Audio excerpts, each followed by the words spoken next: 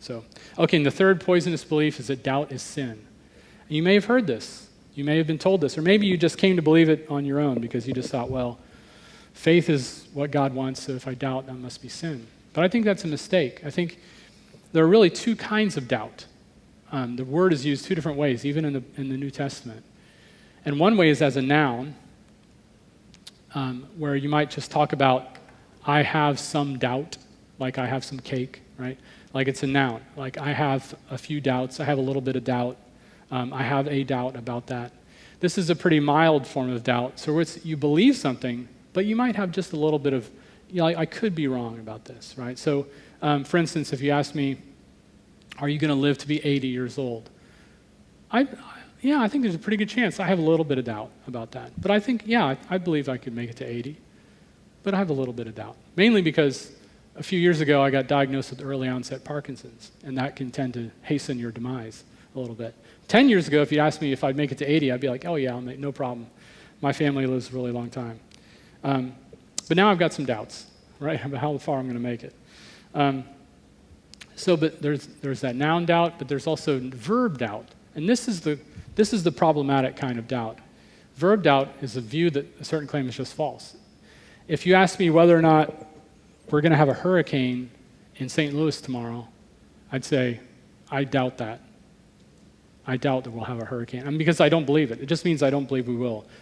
I'm actually pretty certain it won't happen, actually. So, but doubting, using the word as a verb, is when you see that in the New Testament, that's usually unbelief. And that is a problem, right? If you are slipping across the threshold of unbelief.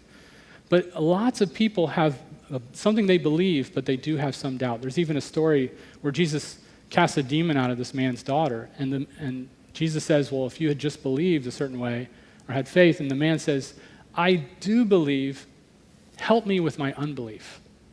Right? He's acknowledging, it's like, I believe, but I'm struggling. Can you help me? And I think that's just the right kind of attitude to have when you do struggle. And if you want to know how God responds to doubt, what God thinks of your doubts, then I think you have to look at the person of Jesus. And I think there's two stories that I'll mention, but there are lots of examples of Jesus encountering people who have some doubts, and he is always very encouraging and gracious toward them. Think of John the Baptist. So John is, he announces the Messiah is here, and then at some point in the story, he's arrested, thrown in jail, and he's going to be beheaded. So he's probably thinking, okay, this is not what I pictured at all. Is Jesus really the Messiah? So he sends a messenger to Jesus and to say, Jesus, are you really the one, or we need to look somewhere else? And Jesus, instead of, he didn't rebuke John or say, John, you need to have more faith. What's wrong with you? Stop doubting. No, he said, go tell John what you've seen here. The blind, their eyes are open. The deaf can hear. The prisoners are set free. Well, except John.